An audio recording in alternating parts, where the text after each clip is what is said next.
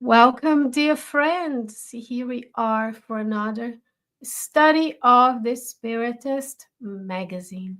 What a blessing to be with you every Tuesday at 8 p.m. Eastern Standard Time.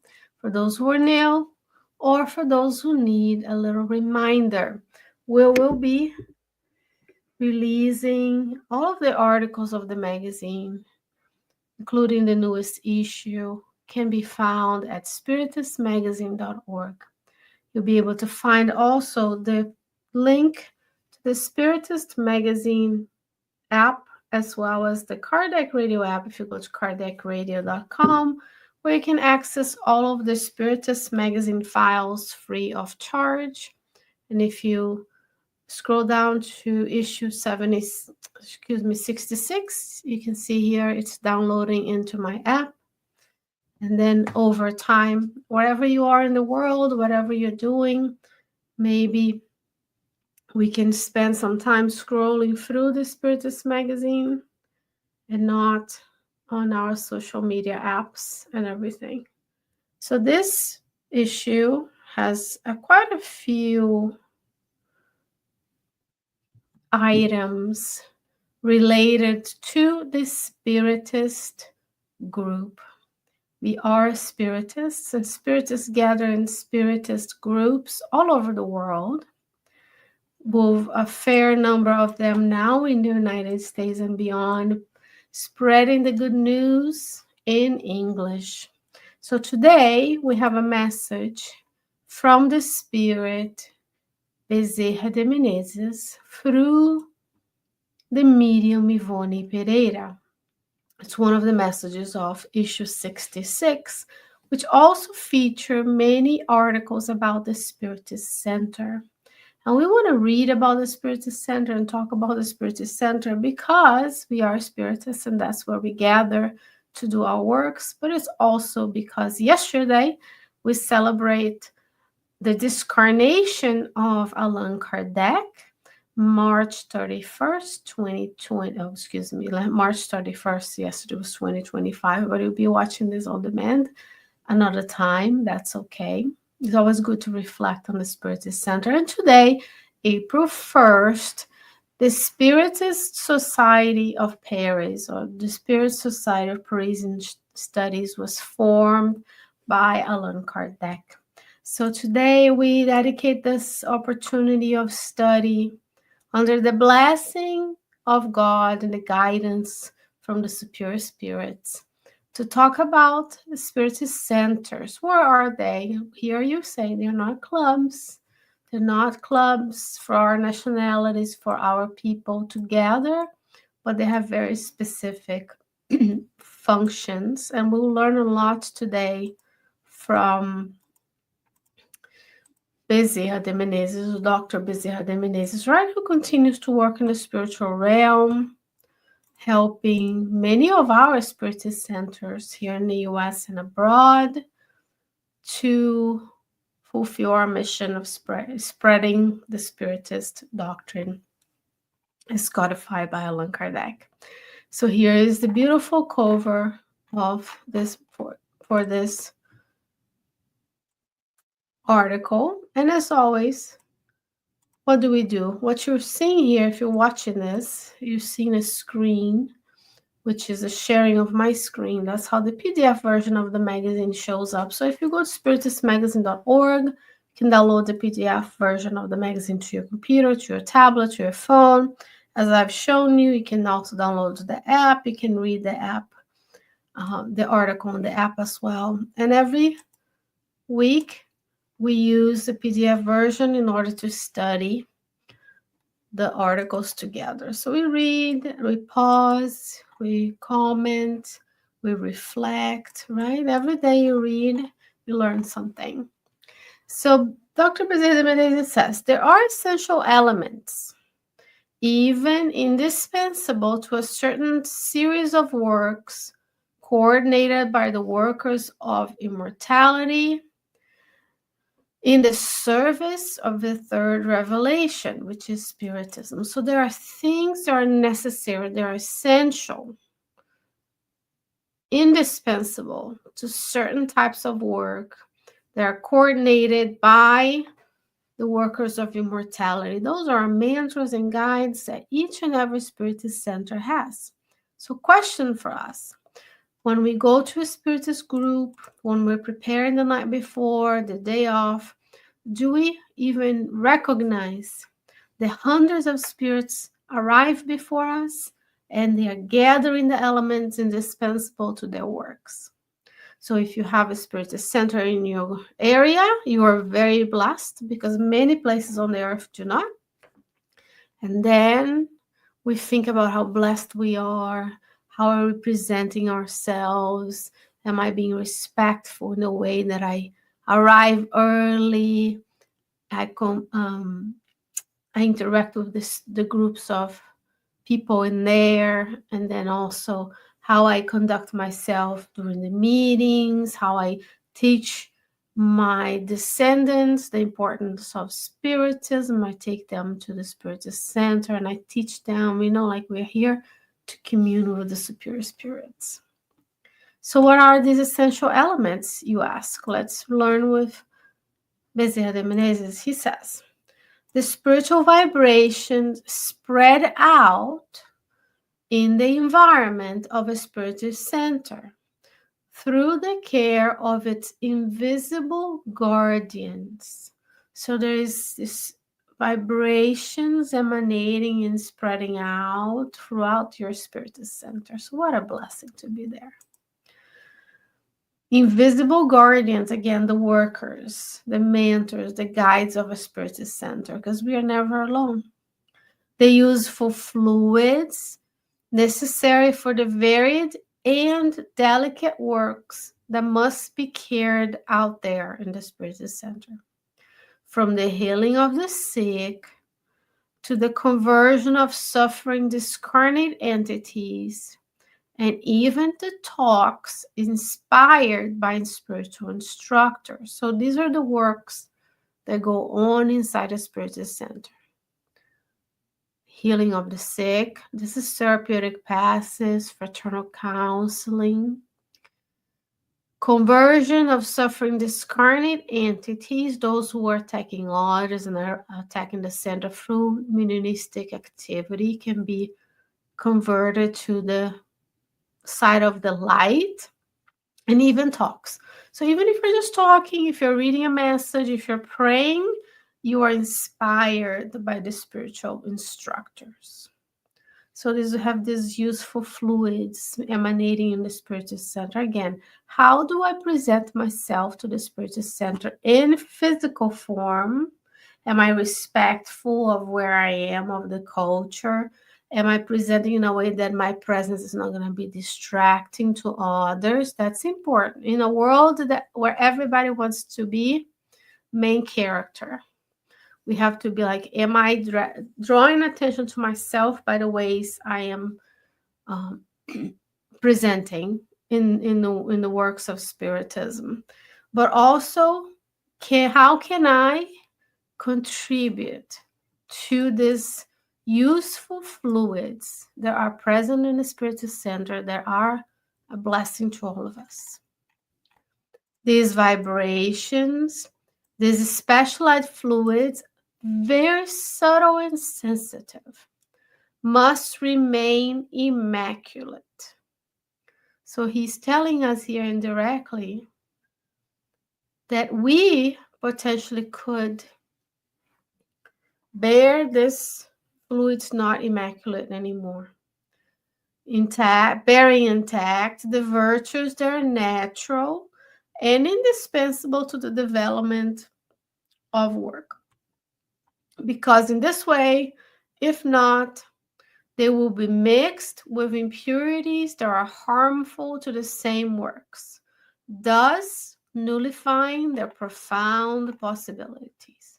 So let's visualize your Spiritist group, even if it's you doing a gospel at home at your house. What are the spiritual fluids there? Do you feel the presence of the Spirit mentors? Do you prepare? Do you pay respect to them by being on time?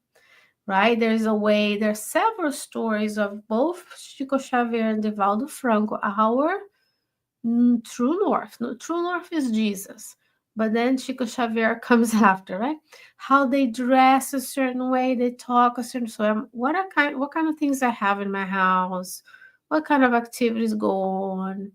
Am I having good thoughts? Am I watching good content? Because that contributes to the spiritual environment where you are. So if you're coming to the Spiritist Center, that is coming with you, and you want to be as pure as you can. And we all know we are imperfect spirits at the moment, so we have impurities inside of ourselves that are being purified. But we want this specialized fluids is subtle and sensitive, so they are susceptible to our presence. Now he's going to say what the spirits recommend. And at the end, we'll reflect together on how we can better prepare to contribute versus just taking, right? We don't want to be the ones that go to the center just to take, to receive fluids, to receive passes, to receive talks, and then we just surf and go home, surf and go home. We want to be there as true workers that we are called to be in 2025 with the state of affairs of the world. We want to be net positive everywhere we go. That includes the Spiritist Center.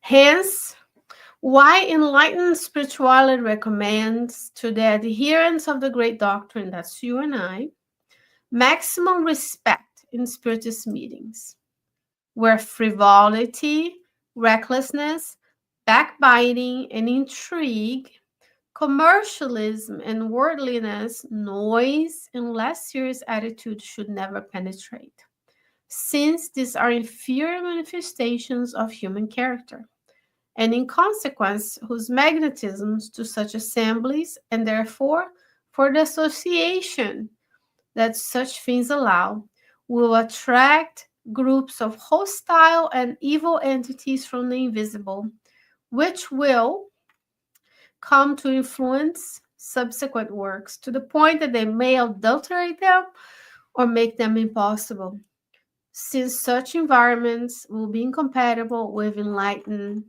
and beneficial spirituality. So every time I think about going to the Spiritist Center, I should refrain from, let me make it larger. Remember, all right. Maximum, I should not refrain. I should have maximum respect. Respect for those who came before me, respect for the work that already exists, respect for the time, respect for the people who are working hard to provide the space, physical and spiritual works that go in that space. We should refrain from frivolity and recklessness, just doing things without preparation, coming and go as I want, criticizing, backbiting, right? Smiling in front of people, then criticizing them behind their backs, intrigue, commercialism, and worldliness. Like we only think about how can I benefit? How can I make this? It's all about physical. Noise and less serious attitude. So we are talking about each other's attire, how beautiful we are, where we buy things. So we're making comments that are not aiding in the continuation of this subtle and delicate spiritual fluids that allow us to receive healing, help the incarnate entities, so on and so forth. Because otherwise, if we don't refrain from these things, we will be attracting groups of hostile and evil entities. And we don't want to do that. There is enough of them out in the world, in our homes, in our workplaces, everywhere in commercial areas you go, they're there just waiting for us to attune in their spiritual vibration. And we don't want to do that to the Spiritist Center. What else does it say? A Spiritist Center where the vibration of its incarnate or discarnate attendees radiate respect, fervent faith, high aspirations, where the spoken word never moves towards futility and depreciation, where instead of amused laughter, prayer is practiced, instead of the noise of undue acclamations and praise. Telepathic forces are emitted in search of happy inspirations. He's telling us what to do. Why are we going to the Spiritist Center? That's question number one. So if I find value in the Spiritist Center, I need to contribute to the Spiritist Center. The Spiritist Center is as much as a spiritual work as it's physical. There's a lot of work that goes on to maintaining a physical space that can house a Spiritist Center. So we contribute with what we can: financial, physical help, volunteering, doing the work. And I dedicated myself to come and add one more layer. We want to have faith, respect for the Spiritist mentors that are there. I want to watch for my spoken word so it's uplifting, and instead of undue praise and acclamations, because there's a lot of people who say, I'm going to that Spirit Center because that person is great. And then we shower them, which they may be, and we shower them with praise, and then we're not helping them with humbleness, right? Even where instead of ceremonies and worldly gatherings, a lot of people come to the Spiritist centers and expect a ceremony, a spectacle of music and worship. That's the wrong place for Spiritism, because we are worshiping. When we are here praising the work of God, thankful for the presence of the Spirit mentors, we are praising God of how good it is to have all these physical things that allow, for example, you and I to be together today. But we cannot transform it into worldly gatherings. There are places and times for the thing. The participant considers mental communion with their beloved, deceased, or spiritual guide. So we come in, we visualize the mentors. You don't have to be a medium to visualize their presence around you, to feel their presence around you, and then to try to commune with their beloved who are helping us from the beyond. Such a center, a faithful observer of the directives initially recommended by the organizers of the Spiritist philosophy. So are we in agreement with what was put forth by the Spirit of Truth and his workers through Allan Kardec, and applying it to our own Spiritist centers? So we go to the book, the Medium's book, the last 2 chapters, actually like 3 chapters, because the last chapter is a glossary, a dictionary. But there is a whole book about what are the elements necessary for Spiritist gatherings to move forward and improve and be cohesive in the harmony amongst individuals. And then we have also what? The directives of the Parisian Spiritist Society that Allan Kardec founded. So the rules are there. We have to go back and serious work.